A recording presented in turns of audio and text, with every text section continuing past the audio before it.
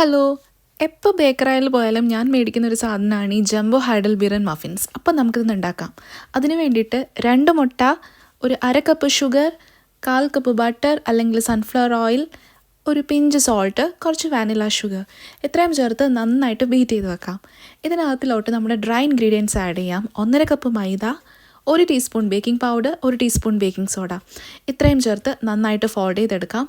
പിന്നെ ബാറ്ററിന് കുറച്ച് കട്ടി തോന്നുവാണെങ്കിൽ ഒരു 1/4 കപ്പ് പാലും കൂടെ ആഡ് ചെയ്യാം.